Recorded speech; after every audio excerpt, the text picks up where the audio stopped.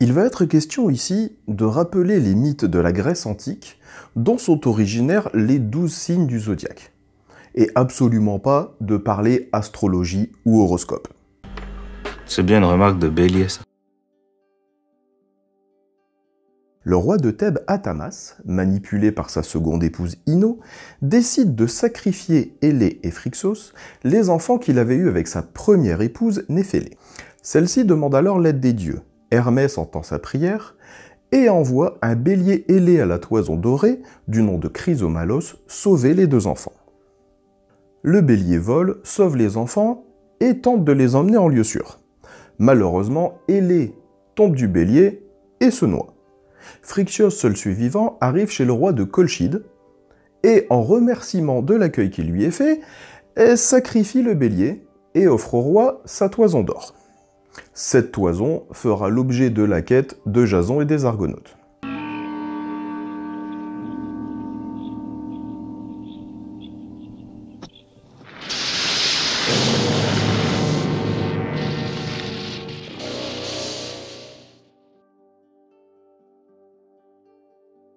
Le roi Minos, souhaitant montrer à son peuple à quel point il avait l'écoute des dieux, pria Poséidon de faire apparaître un magnifique taureau qui lui serait immédiatement sacrifié. Poséidon lui envoya un magnifique taureau blanc que Minos trouva tellement beau qu'il décida de le garder pour lui et d'en sacrifier un autre. Poséidon, courroucé de cet affront, inspira à la femme de Minos, Pasiphae, un amour inconditionnel pour ce taureau. La reine se fit donc fabriquer par Dédale une vache en bois, creuse, à l'intérieur de laquelle elle prit place et s'accoupla avec le taureau.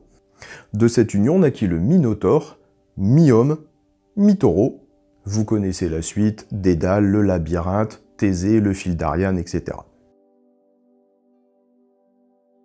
Léda, femme du roi de Sparte, se baignait dans le fleuve Eratos, et Zeus la voyant la désira. Pour s'en approcher, Zeus se métamorphosa en cygne, Léda le prit dans ses bras, et Zeus en profita pour s'unir à elle.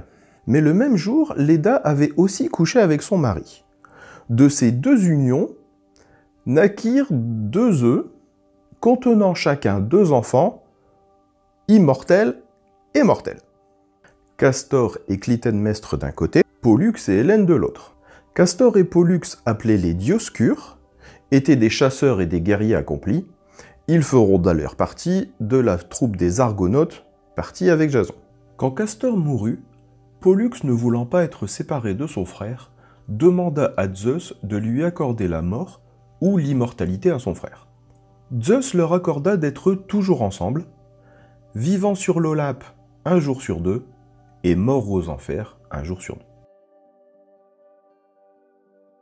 Le Cancer est le mot latin pour désigner le crabe. L'un des 12 travaux d'Héraclès était de tuer l'hydre de Lerne, monstre aux multiples têtes, qui avait la fâcheuse tendance à repousser, voire à se multiplier à chaque fois qu'on en coupait une.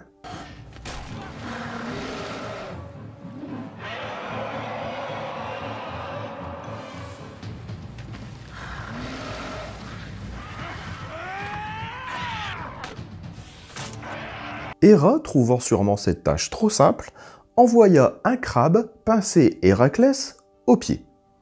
Celui-ci, furieux, écrasa tout simplement le crabe comme une merde, et c'est tout.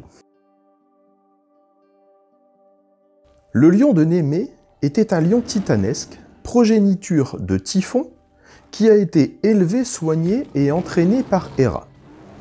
Elle le libéra pour ruiner Argos, puis l'installa parmi les collines de Némée pour être un fléau de l'humanité. Héraclès tua le lion en l'étranglant à main nue et récupéra sa peau pour s'en faire un manteau de protection.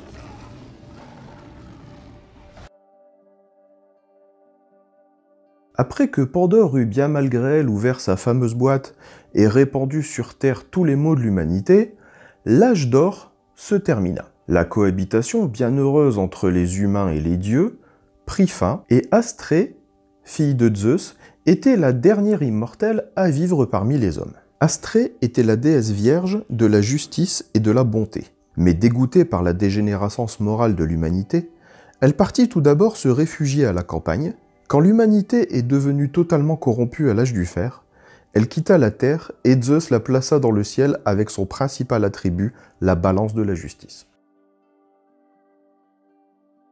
Orion était un chasseur géant, réputé pour sa beauté et sa violence. Il existe plusieurs versions de l'histoire de sa mort, alors pour simplifier, qu'il s'agisse d'Héra souhaitant lui donner une leçon d'humilité, d'Artémis indigné que celui-ci ait voulu l'embrasser, d'Apollon craignant qu'Artémis ne succombe à son charme, ou encore de Gaïa troublé dans son sommeil par les massacres qu'Orion commettait, quelqu'un envoya un scorpion qui le piqua, et Orion mourut foudroyé par le venin.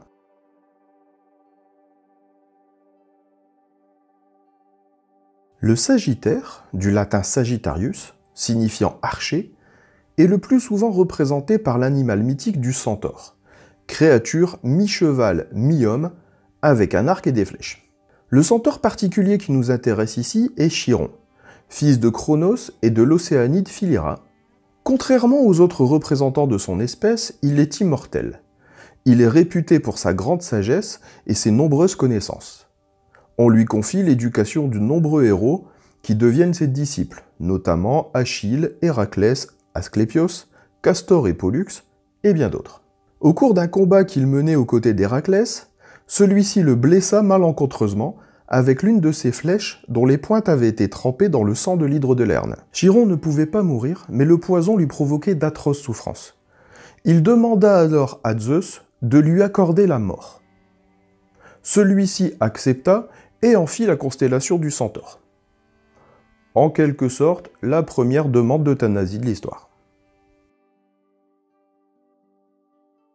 Le Capricorne, littéralement bouc à cornes, est la représentation du dieu Pan. Pan est le fils d'Hermès et une nymphe, qui le trouve si laid, avec sa barbe, sa queue et ses pattes de bouc, que, effrayée, elle l'abandonne et s'enfuit. Mais Hermès porte son fils sur l'Olympe, où il devint le dieu des bergers et le compagnon des nymphes des bois lorsqu'elles dansaient. Pan était un dieu joyeux, bruyant et obsédé sexuel. Il possédait une agilité et une rapidité exceptionnelles, en plus d'une aisance à grimper dans les rochers et se dissimuler dans les buissons pour dormir ou surveiller les nymphes qu'il aimait poursuivre et qui s'enfuyaient à son approche.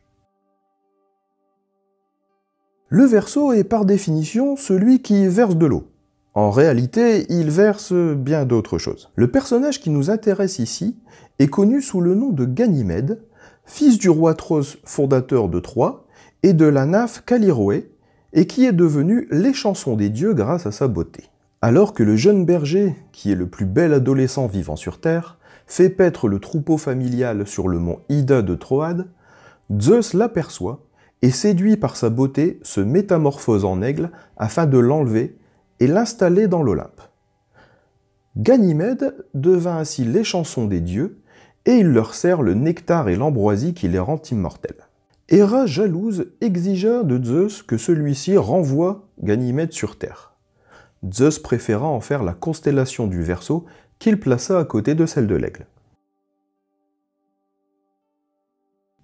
La titanomachie, littéralement lutte contre les titans, est la bataille qui opposa les titans, dieux de première génération, à Zeus et aux dieux olympiens. Durant cette bataille, Typhon prit en chasse Eros et Aphrodite, qui pour lui échapper se jetèrent dans la mer. Ils s'agrippèrent chacun à un poisson. Afin de ne pas se perdre l'un l'autre dans les abysses et l'immensité, ils attachèrent les deux poissons ensemble par la queue.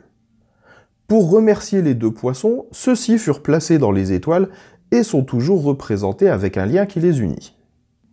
Selon une autre version, Aphrodite et Eros se seraient jetés dans la mer et se seraient métamorphosés en poissons pour échapper à Typhon, après s'être attachés l'un à l'autre par un cordon de peur de se perdre.